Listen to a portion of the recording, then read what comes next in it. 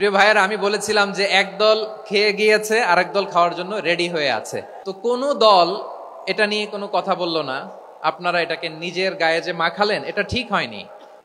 আমার গত সপ্তাহের যশোরের আলোচনার একটা লাইনকে কেন্দ্র করে আমাদের অনেক রাজনীতিবিদ বন্ধুরা অনেক ক্ষুব্ধ প্রতিক্রিয়া দেখাচ্ছেন। ওই কথাকে নিজেদের গায়ে টেনে নিজেদের গায়ে মেখে ওনারা ক্ষুব্ধ হয়েছেন।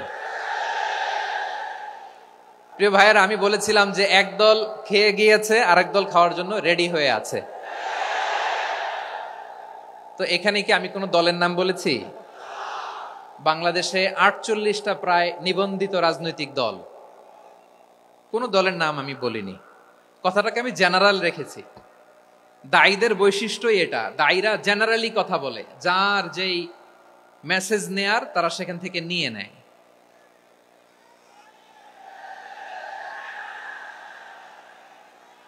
তো কোনো দল এটা নিয়ে কোনো কথা বলল না, আপনারা এটাকে নিজের গায়ে যে মাখালেন এটা ঠিক হয়নি। আমি বলবো যে এটা খুবই অনভিপ্রেত হয়েছে। কোনো দলকে টার্গেট করে বা কোনো দলের পক্ষে আমরা কখনো কথা বলি না। আমরা কোরআনের পক্ষে কথা বলি, ইসলামের পক্ষে কথা বলি, ঠিক কিনা বলেন? সো একটা জেনারেল কথাকে যদি আমার রাজনীতিবিদ বন্ধুরা নিজেদের গায়ে মাখেন, ক্ষুব্ধ প্রতিক্রিয়া জানান, এতে করে সাধারণ জনগণের কাছে একটা নেগেটিভ মেসেজ যাবে ওনাদের ব্যাপারে। এটা হোক আমরা চাই না। এদেশের যত এই যে আমার ভাইয়েরা, এই যে আমি এই যে কথা বলতেছি, সাদা টুপি, ও আচ্ছা আচ্ছা, চলে যাবেন না, একটু জায়গা দিয়ে দেন ওনাকে। হয় কি, লক্ষ লক্ষ মানুষের ভিড়ে আপনি যদি উঠতে চান খুব কঠিন হয়ে যায়। যদি পারেন একটু বসেন, আর না পারলে ভাইকে একটু জায়গা দিয়ে দেন। আমার দিকে তাকান, এই সিলেট, এদিকে তাকাও, এদিকে এদিকে, ফাইন। তো আমার প্রিয় রাজনীতিবিদ বন্ধুদের আমি বলবো, কথাটা ছিল ভেরি জেনারেল, এটা নিজেদের গায়ে মাখানোর কোনো দরকার নাই। আমরা এই যে এক্সিস্টিং যে রাজনৈতিক চর্চা, এটা থেকে আমরা বেরিয়ে আসতে চাই। আমরা চাই না এদেশে চাঁদাবাজি, দখলবাজি থাক, ঠিক কিনা বলেন?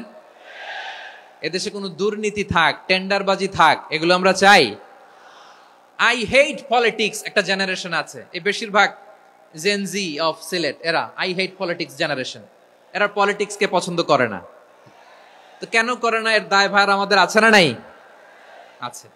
এবং আমরা দেখেছি ক্ষমতার পালাবদল যখন হয়, এক সরকার যায় আরেক সরকার আসে, তখন দুর্নীতির ফিরিস্তি আমরা জানতে পারি, এর আগে জানতে পারি না। প্রতিটা দলের ভেতরেই আমরা এই বাজে চর্চাটা দেখেছি।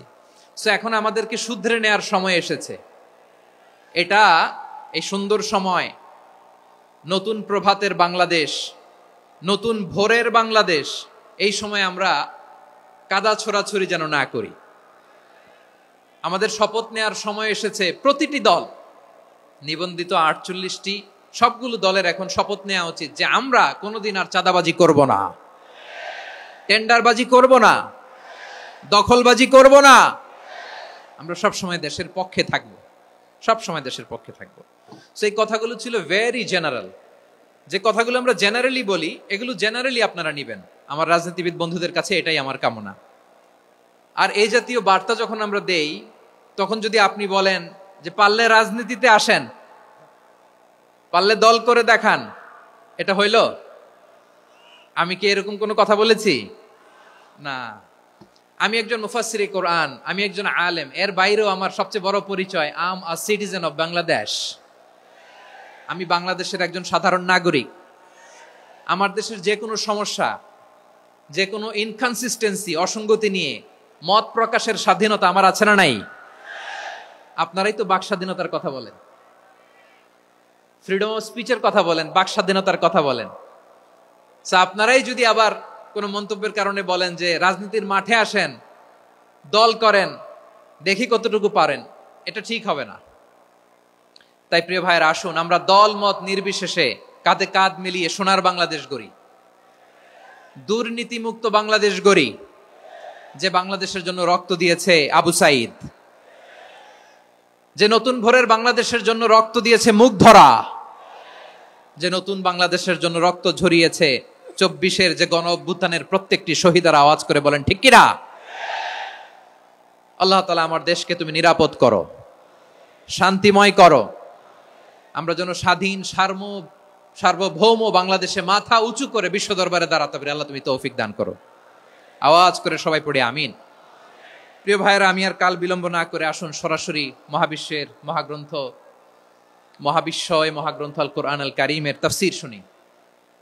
আমি আজকের এই চমৎকার রজনীতে আলোচনা করবার জন্য সূরাতুল আহজাবের 45-46 এ দুটি আয়াতকে চুজ করেছি।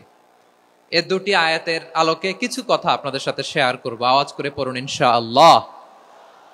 তার আগে আসুন একটু দেখে নিই আপনারা কে কোথা থেকে এসেছেন। আপনারা সুনামগঞ্জ জেলা থেকে কারা কারা এসেছেন দেখি। সুনামগঞ্জ, মাশাআল্লাহ মাশাআল্লাহ মাশাআল্লাহ, ঠিক আছে, হাত নামাও। সুনামগঞ্জ গেল। হবিগঞ্জ, হবিগঞ্জ, ঠিক আছে, হাত নামাও। মৌলভীবাজার, দেখি মৌলভীবাজার,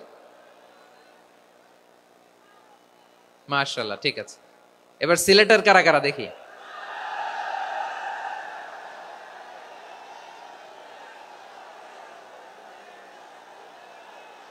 মাশাআল্লাহ মাশাআল্লাহ। বক্কা বক্কা, ঠিক আছে ঠিক আছে, মাশাআল্লাহ মাশাআল্লাহ, I like it, I love it, মাশাআল্লাহ। সুনামগঞ্জ, হবিগঞ্জ, মৌলভীবাজার, সিলেটের এই 4 জেলার বাইরে থেকে কারা কারা আসছেন দেখি। মাশাআল্লাহ, অন্যান্য অনেক জেলা থেকে আমার বাইরে এসেছে, মাশাআল্লাহ। আল্লাহ সবাইকে কবুল করুক। আজকের এই প্রোগ্রামকে, এই তাফসীরুল কোরআন মাহফিলকে আমাদের নাজাতের ওসিলা বানাক। 3 দিন ব্যাপী দেশের প্রথিতযশা অত্যন্ত বিজ্ঞ প্রাজ্ঞ ওলামারা যে সমস্ত আলোচনা, দিক নির্দেশনা এই মঞ্চ থেকে আমাদের জন্য রেখেছেন, আমরা যেন সেগুলোর উপর আমল করতে পারি। আল্লাহ তৌফিক দান করুক। প্রিয় ভাইয়েরা, বড় গ্যাদারিং, অনেক বড় শোডাউন, জনপ্রিয়তা, এগুলো আমাদের উদ্দেশ্য না। আমাদের উদ্দেশ্য হচ্ছে আল্লাহর সন্তুষ্টি। সিলেট, আওয়াজ করে বলো, আমাদের উদ্দেশ্য কার সন্তুষ্টি? আল্লাহর সন্তুষ্টি। ওইটা যদি পাই যথেষ্ট, আলহামদুলিল্লাহ আলহামদুলিল্লাহ। আসুন আমরা আমাদের নিয়তকে খালেস করে নেই। আমরা যা শুনবো আমলের নিয়তে শুনবো, নিজের জীবনকে পরিবর্তনের জন্য শুনবো, ঠিক কিনা বলেন? ইনশাআল্লাহ। আমি মেহেরবানি করে এই যে ডান দিকে আমার ভাইদেরকে অনুরোধ করব, আপনারা মেহেরবানি করে চুপ থাকবেন। অনেক এলইডি আছে, এলইডি, হ্যাঁ দেখেছি দেখেছি দেখেছি দেখেছি। কোনো এক্সকিউজ দেয়া যাবে না, এটা নাই ওইটা নাই, এরকম কোনো কথা হবে না। এলইডিতে আমরা দেখবো ইনশাআল্লাহ। প্রিয় ভাইরা, সূরাতুল আহজাবের 45 এবং 46 নম্বর আয়াত আমি তেলাওয়াত করেছি, যেখানে আল্লাহ তাআলা বিশ্বনবীর 5টি বৈশিষ্ট্যের কথা বলেছেন। কয়টি? সবাই বলুন আওয়াজ করে, কয়টি? 5টি বৈশিষ্ট্যের কথা আল্লাহ তাআলা এই আয়াত দুটিতে উল্লেখ করেছেন।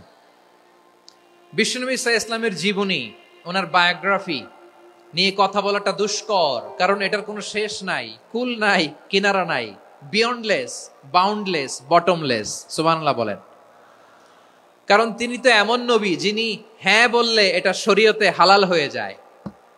নবীর মুখ দিয়ে যদি বের হয় হ্যাঁ, নাম, ইয়েস, তাহলে এটা হালাল, ঠিক কিনা বলেন?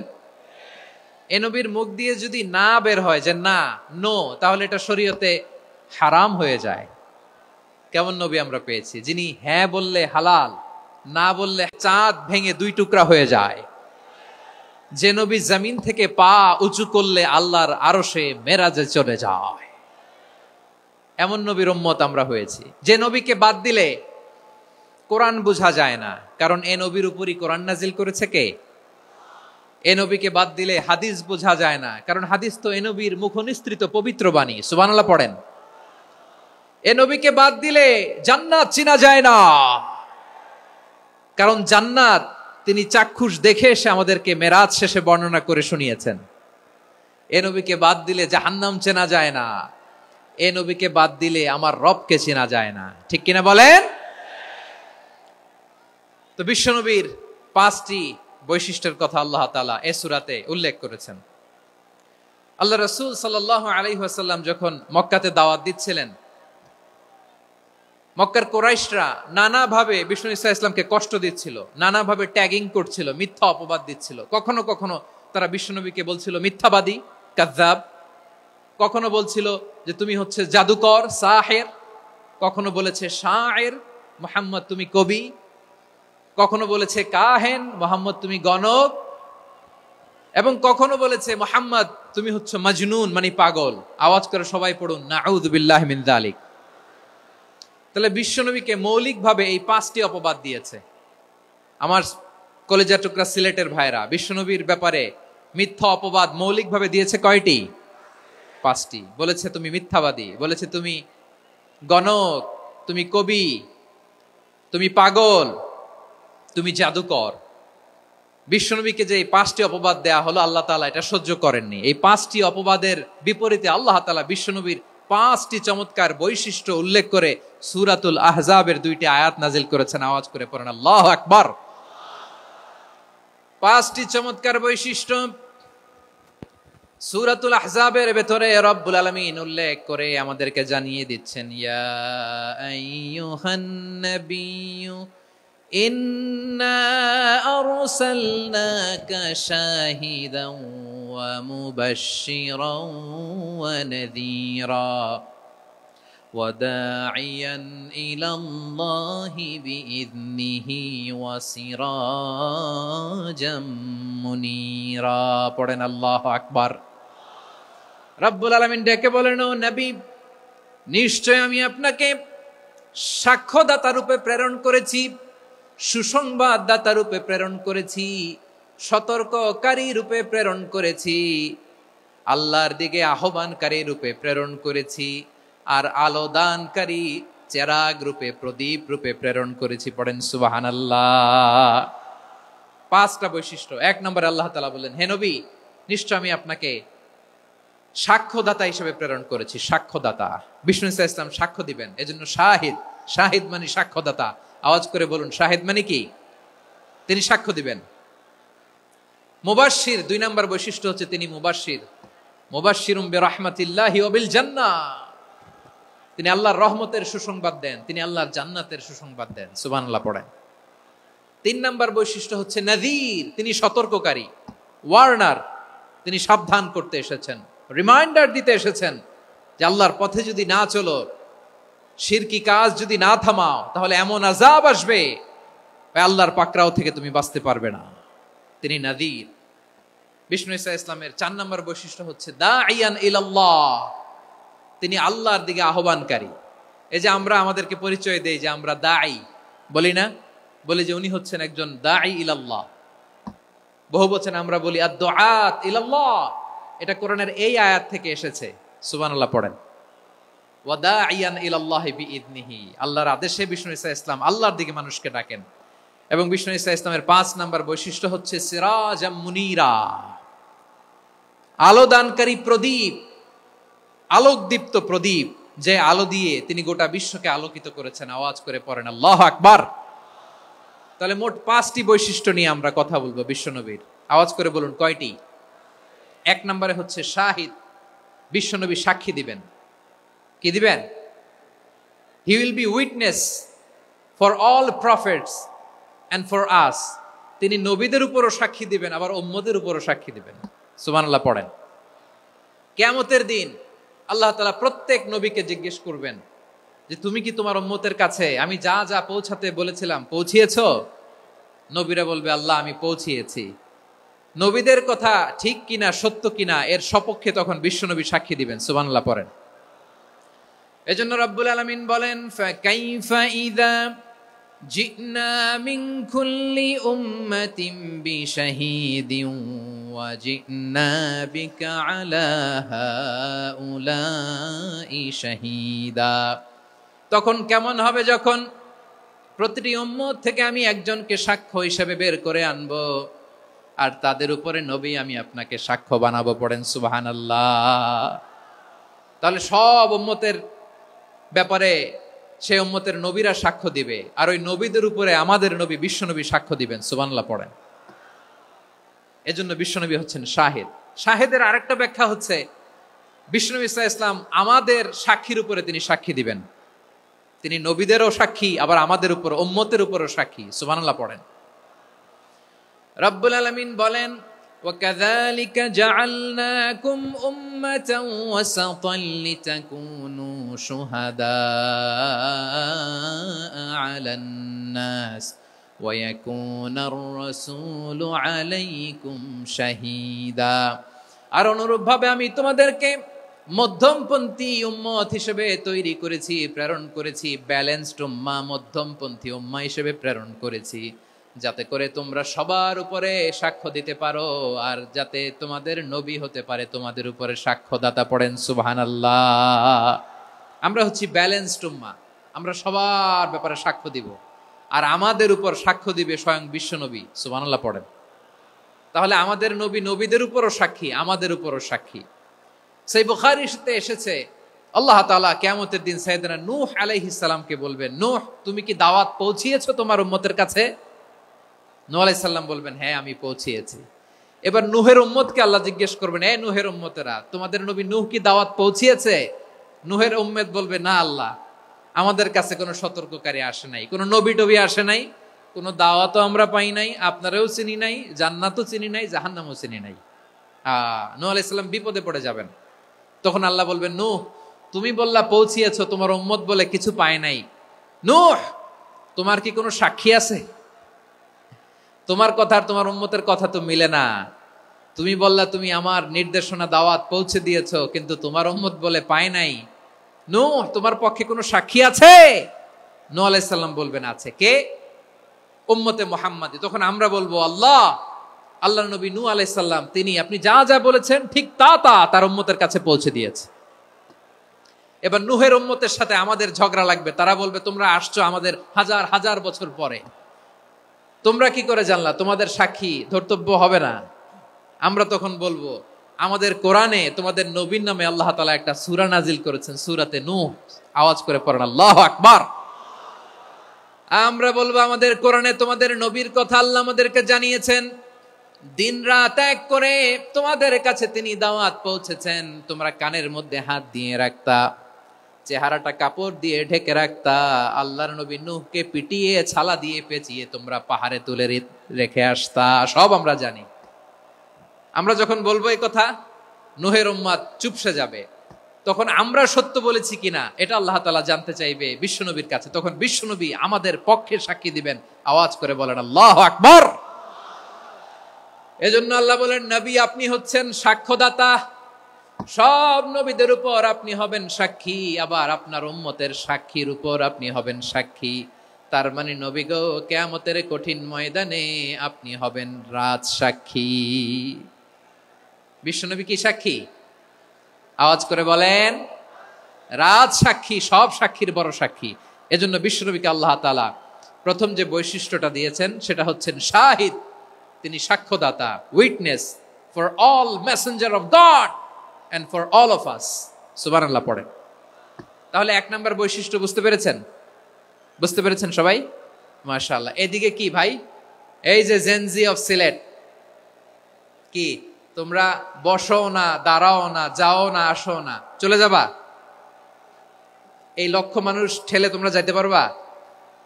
হ্যাঁ,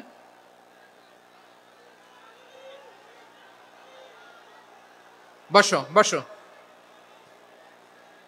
বসতে হবে। শুরুতেই তোমাদের অনেক প্রশংসা করলাম, এই যদি হয় তোমাদের প্রশংসার নমুনা, তাইলে হবে না। বসো, মেহেরবানি করে বসো, বসো।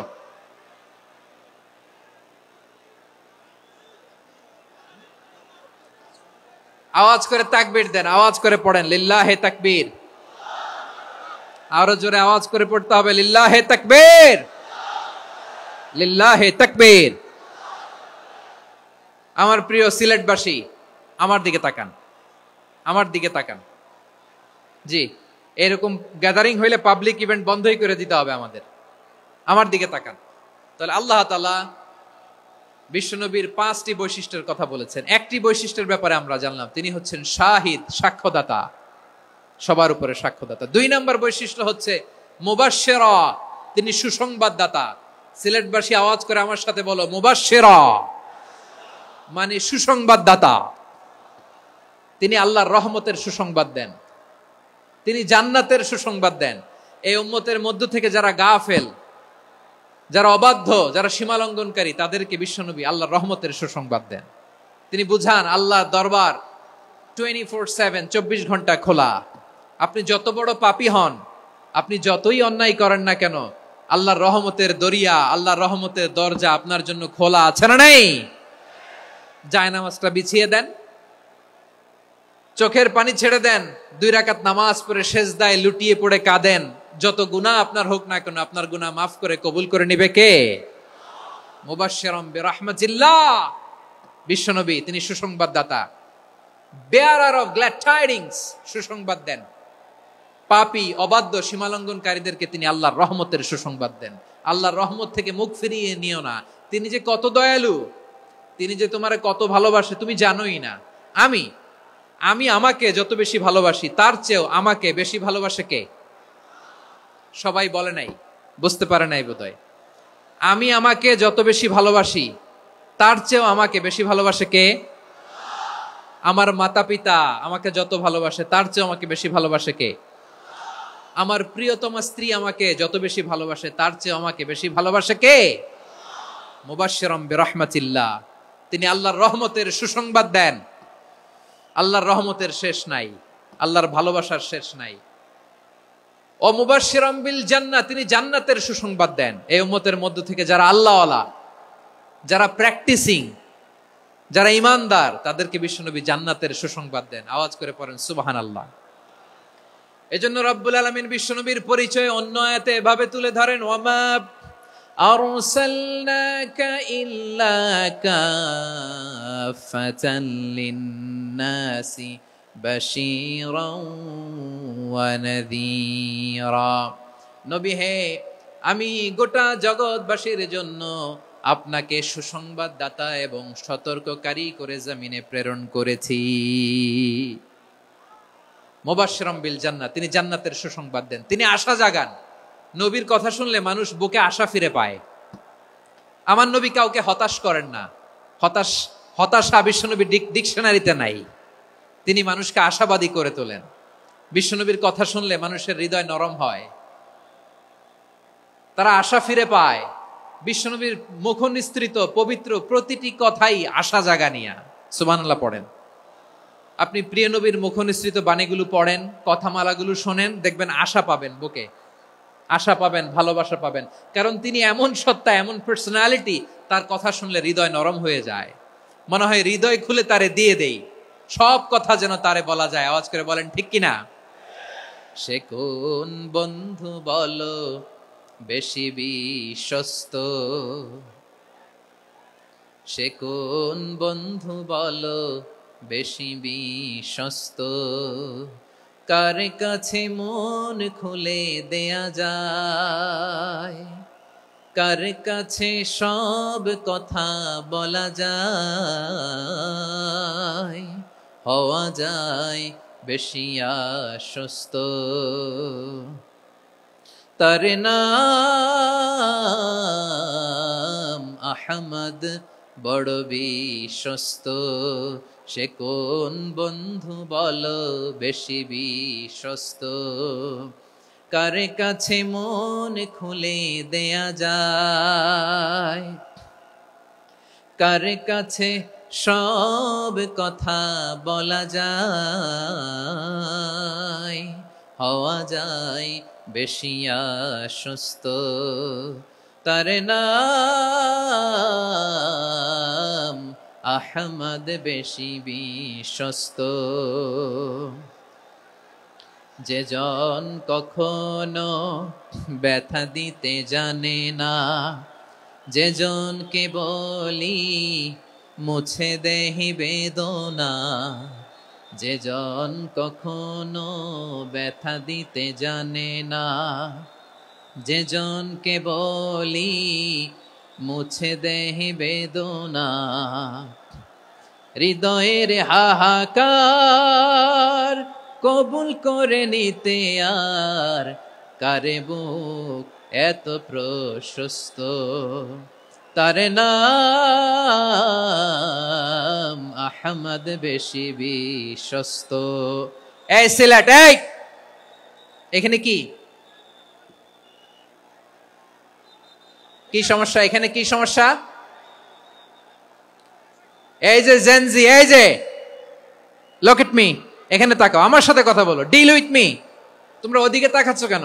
ওইদিকে উত্তেজিত হচ্ছ কেন? আমার দিকে তাকাও। আমি তো তোমাদের মেহমান হয়ে এসেছি। হ্যাঁ, ইউ আর দ্য হোস্ট। তোমরা আজকের প্রোগ্রামের হোস্ট, আমি তোমাদের গেস্ট। তো এইরকম নমুনা করলে হবে?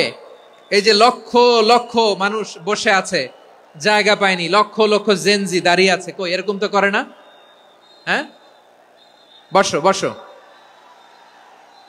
মেহরবানি করে বসো বসো, আল্লাহর ওয়াস্তে বসো বসো। হ্যাঁ, আমার দিকে তাকাও, বসো। আর আর অল্প কয়েক মিনিট, শেষ করে দিব আমি। এদিকে তাকাও, এইদিকে। হ্যাঁ, মাশাআল্লাহ, হ্যাঁ ঠিক হয়ে গেছে, মাশাআল্লাহ, হ্যাঁ ঠিক আছে, ঠিক আছে। আরেকজনকে বসুন, থামুন বলার দরকার নেই, নিজে নিজে বসে যাও। এতক্ষণ তো খুব শান্ত ছিলা, ভদ্র ছিলা, মাশাআল্লাহ, ঠিক আছে। হ্যাঁ, কেউ কারো দিকে কিছু ছুঁড়ে মারা যাবে না, পানির বোতল, টিস্যু ছুঁড়ে মারা যাবে না, হয়েছে? ঠিক আছে, ঠিক আছে।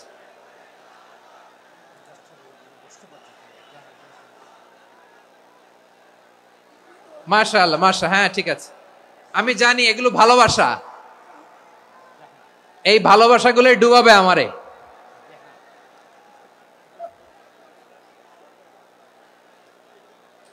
তোমাদের এই ভালোবাসার জন্য যদি আমি কথাই বলতে না পারি, দুইটা বাক্য যদি আমি শোনাতে না পারি, কোথাও বসতে না পারি, দাঁড়াতে না পারি, তাহলে এই ভালোবাসা দিয়ে কিছু হবে? হ্যাঁ, তোমাদের শুরুতেই তো বললাম রেসপন্সিবল হইতে হবে। এখানে নিঝুম নিস্তব্ধ একটা পরিবেশ লাগবে কথা বলবার জন্য। মাশাআল্লাহ, তো ঠান্ডা হয়ে গেছে। হ্যাঁ, বিশাল মাঠ। আমি তো বাংলাদেশের অলমোস্ট অধিকাংশ জেলায় গিয়েছি, এই এমসি কলেজের ময়দানের মতো মাঠ আমার চোখে আর পড়ে নাই বাংলাদেশ। এত বড় ময়দান, এই পুরো ময়দানে লাইটিং করে ওনারা ব্যবস্থাপনা করেছেন, এলইডি স্ক্রিন দিয়েছেন যাতে করে দূর দূরান্ত থেকে দেখা যায়। এখন আমাকে সবাই যদি কাছে থেকে দেখতে চাও, কাছে থেকে দেখে দেখে লক্ষ লক্ষ মানুষ, 5 লাখ 10 লাখ লোক কি কাছে বসে দেখতে পারবে? তো এতটুকু স্যাক্রিফাইস তো করতে হবে তোমাদের। হ্যাঁ, ঠান্ডা হয়েছে, ঠিক আছে, মাশাআল্লাহ। হ্যাঁ, এই কয়েকজন শুধু, হ্যাঁ বসে যাও। আল্লাহর ওয়াস্তে আমি সবাইকে দেখতে পাচ্ছি, আল্লাহর ওয়াস্তে মেহেরবানি করে চুপ থাকো। প্রিয় ভাইয়েরা, বিশ্বনবী তিনি মানুষের হৃদয়ে আশা জাগান। আমরা মানুষকে ভয় দেখাই, ঠিক কিনা? আমরা ইসলামকে এমন কঠিন ভাবে উপস্থাপন করি, মানুষ ভয় পেয়ে যায়। বিশ্বনবী মানুষকে ভয় দেখাতেন না, তিনি আশা দিতেন, ভরসা দিতেন। কানা রাসূলুল্লাহ সাল্লাল্লাহু আলাইহি ওয়াসাল্লাম ইযা বাআসা আহাদান মিন আসহাবিহি ফি আমরিহি কানা ইয়াকুল বাশশিরু ওয়ালা তুনাফিরু ইয়াসসিরু ওয়ালা তুআসসিরু।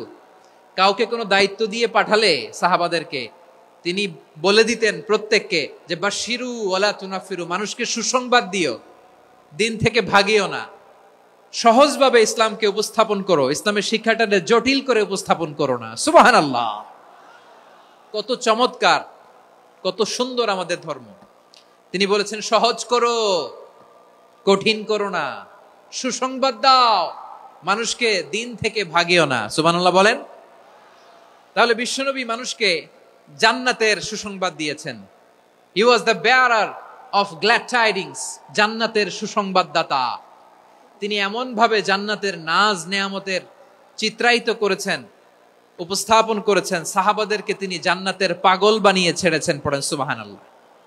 আমরা তো টাকার পাগল, ক্ষমতার পাগল, দাপটের পাগল। বিশ্বনবীর সাহাবারা ছিলেন আল্লাহর জান্নাতের পাগল। কিসের পাগল? আমরাও আল্লাহর জান্নাতের পাগল হতে চাই কি চাই না?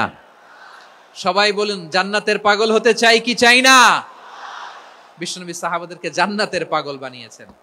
বদরের ময়দানে এই পাশে কোরাইশ, এই পাশে মুসলমানেরা। বিশ্বনবী জালামাই ভাষণ দিলেন, বললেন কুমু ইলা জান্নাতিন আরদুহাস সামাওয়াতি ওয়াল আরদ উইদ্দাত লিল মুত্তাকিন।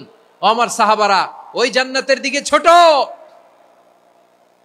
যে জান্নাত আকাশ জমিন বিস্তৃত। তোমরা দেখতে পাচ্ছ এটা বদরের ময়দান না, এটা আল্লাহর জান্নাত। আওয়াজ করে পড়েন আল্লাহু আকবার। বিশ্বনবী বললেন ছোট ওই জান্নাতের দিকে, যে জান্নাতের বিস্তৃতি আকাশ জমিন বিস্তৃত। বিশ্বনবীর এই কথা শোনার পরে এক আনসারী সাহাবী সাইয়েদনা উমাইর ইবনুল হুমাম রাদিয়াল্লাহু তাআলা আনহু খেজুর খাচ্ছিলেন। তিনি বিশ্বনবীর দিকে তাকিয়ে কথা শুনছেন আর খেজুর খাচ্ছেন। যখন বিশ্বনবী বললেন জান্নাতের দিকে ছোট, যে জান্নাত আকাশ জমিন বিস্তৃত, বিশ্বনবীর কথা শোনা মাত্র সাইয়েদনা উমাইর ইবনুল হুমাম বললেন বাহ বাহ। কি বললেন? বাহ বাহ মানে চমৎকার, মাশাআল্লাহ চমৎকার। আমরা ইদানিং কালে চমৎকার কিছু দেখলে ইংরেজিতে বলে ফেলি না ওয়াও ওয়াও, বাহ বাহ মাশাআল্লাহ। বিশ্বনবী বললেন মা ইয়াহমিলুকা আলা কওলিকা বাহ বাহ ইয়া উমাইর। ও উমাইর, আমার এই কথা শুনে তুমি কেন বললা বাহ বাহ, চমৎকার চমৎকার কেন বললা? সাইয়েদনা উমাইর ইবনে হুমাম রাদিয়াল্লাহু তাআলা আনহু বললেন ইয়া রাসূলুল্লাহ, আপনার এই কথা শুনে আমি বড্ড খুশি হয়েছি, আর আমি প্রত্যাশা করছি আমি যদি ওই জান্নাতের মালিক হতে পারি তাহলে কতই না ভালো হতো। সুবহানাল্লাহ বলেন। বিশ্বনবী বললেন ছোট এই জান্নাতের দিকে, যে জান্নাত আকাশ জমিন বিস্তৃত। আপনার এই চমৎকার মুখনিসৃত কথা শুনে আমার হৃদয়ের মধ্যে জান্নাতি হওয়ার বাসনা জেগে উঠলো, এজন্য বলেছি বাহ বাহ, আমি যদি ওই জান্নাতে যেতে পারতাম কতই না ভালো হতো। উমাইরের কথা শুনে বিশ্বনবী বললেন ঠিক আছে উমাইর, জান্নাতে ঢোকার জন্য, এই জান্নাতের অধিবাসী হওয়ার জন্য যেহেতু তোমার এত আকাঙ্ক্ষা, আমি বলে দিলাম আনতা মিন আহলিহা, তুমি আল্লাহর ওই জান্নাতের অধিবাসী হবা। যাও উমাইর, তুমি ওই জান্নাতের অধিবাসী, ওই জান্নাতে তুমি ঢুকবা, তুমি জান্নাতি। তার মানে সহজ কথায় তুমি জান্নাতি। সুবহানাল্লাহ বলেন। যখনই বিশ্বনবী বললেন জান্নাতি, সাইয়েদনা উমাইর রাদিয়াল্লাহু তাআলা আনহু খেজুর খাচ্ছিলেন আর মনে মনে ভাবে বিশ্বনবী যখন ওয়ারেন্টি দিয়েছে, বিশ্বনবী যখন গ্যারান্টি দিয়েছে আমি জান্নাতে যাব, তাহলে হাতে তো এখনো 3টা খেজুর বাকি। এই 3টা খেজুর যদি খাই তাহলে জান্নাতে ঢুকতে দেরি হয়ে যাবে। সুবহানাল্লাহ পড়েন। হাতে কয়টা খেজুর? 3টা খেজুর। বিশ্বনবী বললেন উমাইর আনতা মিন আহলিহা, তুমি ওই জান্নাতের অধিবাসী, তুমি জান্নাতি। উমাইর চিন্তা করলেন আমি জান্নাতি, নবীর মুখ দিয়ে যখন বেরোইছে ওই জান্নাতে তো আমার ঢুকতেই হবে, কিন্তু হাতে 3টা খেজুর খেয়ে যদি জিহাদের ময়দানে যাই তাহলে জান্নাতে যেতে তো দেরি হয়ে যাবে। এই চিন্তা আসা মাত্রই খেজুর 3টাকে তিনি ছুঁড়ে মারলেন, তলোয়ার বের করে আল্লাহু আকবার বলে বদরের ময়দানে ঝাঁপিয়ে পড়লেন। আল্লাহর শত্রুদেরকে কচু কাটা করে এক পর্যায়ে শাহাদাতের সুধা পেয়ে নিজেও জান্নাতি হয়ে গেলেন। পড়েন সুবহানাল্লাহ। আমরা দুনিয়ার বুকে আমরা হয়েছি দুনিয়ার পাগল, ক্ষমতার পাগল, সম্পদের পাগল, খ্যাতির পাগল। বিশ্বনবী তার সাহাবাদেরকে বানিয়েছিলেন জান্নাতের পাগল। পড়েন সুবহানাল্লাহ। ওই জান্নাতে আমরা যেতে চাই কি চাই না? একা না সবাই মিলে? একা না সবাই? জান্নাতে একা আমি যাব না তো ভাই, তোমাকেও জান্নাতে দলে নিতে চাই। সবাই বলেন জান্নাতে একা আমি যাব না তো ভাই, তোমাকেও জান্নাতে দলে নিতে চাই। পড়েন আমিন। সিলেটের এই ঐতিহাসিক এমসি কলেজ ময়দানে আজ রাতে এই চমৎকার রজনীতে আমরা যেমনি একত্রিত হলাম, আল্লাহর জান্নাতুল ফেরদাউসের জন্য আমরা একত্রিত হতে পারি। আল্লাহ তুমি কবুল করো। সবাই আওয়াজ করে পড়েন আমিন। তাহলে চিন্তা করেন কিভাবে বিশ্বনবী জান্নাতকে চিত্রায়িত করেছেন সাহাবাদের সামনে, কিভাবে চিত্রায়িত করেছিলেন তিনি, যে কারণে সাহাবারা জান্নাতের পাগল হয়ে গিয়েছেন। আমরা যদি দেখি the way the prophet Muhammad portrait জান্নাত, কিভাবে তিনি পোর্ট্রে করেছেন জান্নাতের যে সৌন্দর্য, কিভাবে তিনি সাহাবাদের সামনে তুলে ধরেছেন। বিশ্বনবী আল্লাহর কোরআন থেকে আমাদেরকে জানান আল্লাহর জান্নাতের সুসংবাদ দানকারী করে যে আল্লাহ আমাকে পাঠালেন। তোমরা কি জানো আল্লাহর জান্নাত কত সুন্দর? কোরআন থেকে বিশ্বনবী আমাদেরকে জানান ফালা তা'লামু নাফসুম মা উখফিয়া লাহুম মিন কুররাতি আ'য়ুন জাযাআম বিমা কানু ইয়া'মালুন। মানুষের কর্মের প্রতিফল হিসেবে কত চমৎকার জান্নাত রব্বুল আলামিন নাজ নেয়ামত দিয়ে পরিপূর্ণ করে আমাদের জন্য প্রস্তুত করে রেখেছেন, পৃথিবীর কোনো মানুষ সেটা জানে না। পড়েন সুবহানাল্লাহ। এটা যে কত সুন্দর, আমাদের আমলের প্রতিদান হিসেবে কত চমৎকার, fantastic, eye catching, fabulous paradise তিনি আমাদের জন্য রেডি করে রেখেছেন, এটা কেউ জানেই না, কল্পনাতেও আনতে পারে না। সুবহানাল্লাহ পড়েন। আবার হাদিসে কুদসিতে বিশ্বনবী ফরমান, রব্বুল আলামিন বলেন, আ'দাদতু লিইবাদিয়াস সালিহিন মা লা আইনুন রাআত ওয়ালা উযুনুন সামিআত ওয়ালা খাতারা আলা কলবি বাশার। আল্লাহ বলেন, আমার নেককার বান্দাদের জন্য এমন চমৎকার জান্নাত আমি রেডি করে রেখেছি, মা লা আইনুন রাআত, কোন চোখ সে জান্নাতকে দেখে নাই, ওয়ালা উযুনুন সামিআত, কোন কর্ণকুহর সেই জান্নাতের আওয়াজ শোনে নাই, ওয়ালা খাতারা আলা কলবি বাশার, মানুষ কল্পনাতেও জান্নাতের ছবি আঁকতে পারে না। সুবহানাল্লাহ, কল্পনাতেও ছবি আঁকতে পারে না। পৃথিবীর যত বিখ্যাত বিখ্যাত ডিজাইনাররা আছে সবাইকে একসাথে বসিয়ে যদি আমরা বলি, জান্নাতে যে চেয়ারের মধ্যে আমরা বসবো, এই চেয়ারের একটা ডিজাইন করেন তো, কোটি কোটি ডিজাইনকে একসাথে করা হলেও জান্নাতের একটা চেয়ারের ডিজাইন হবে? প্রিয় সিলেট, আওয়াজ করে বলো, জান্নাতের একটা চেয়ারের ডিজাইন তারা করতে পারবে না। কেমন জান্নাতে আমরা যাব? বিশ্বনবী কিভাবে জান্নাতকে আমাদের সামনে চিত্রায়িত করেছেন, পোট্রে করেছেন। তিনি বলেছেন, জান্নাতীরা যখন জান্নাতে ঢুকবে, ফেরেশতারা জান্নাতীদেরকে বলবে, ওয়া ইন্না লাকুম আন তাসিহু ফালা তাসকামু আবাদা, ও জান্নাতীরা তোমরা আজীবন সুস্থ থাকবা, কোনোদিন অসুস্থ হবা না। সুবহানাল্লাহ বলেন। আচ্ছা, আজকের এই মাহফিলে যারা এসেছেন কোনোদিন অসুস্থ হন নাই, এরকম কে কে আছেন? হাত তুলেন তো দেখি। ওই যে হাত তুলছে, পাওয়া গেছে, চিরসুস্থ। তোমরা কোনোদিন অসুস্থ হও নাই? অসুস্থ হও নাই? তা তুমি আর জান্নাতে যে কি করবা? তুমি তো জান্নাতেই আছো তাইলে। ফেরেশতারা বলবে, ওয়া ইন্না লাকুম আন তাসিহু ফালা তাসকামু আবাদা, এটা এমন জান্নাত চিরকাল সুস্থ থাকবা, কোনোদিন অসুস্থ হবা না। সুবহানাল্লাহ বলেন। ওয়া ইন্না লাকুম আন তাহইয়াউ ফালা তামুতু আবাদা, তোমরা অমর হবা, মৃত্যু তোমাদের স্পর্শ করবে না। সুবহানাল্লাহ। অমর হওয়ার জন্য আমরা কত কিছু করি। জান্নাতে গেলে অমর হওয়া যাবে, ঠিক কিনা বলেন?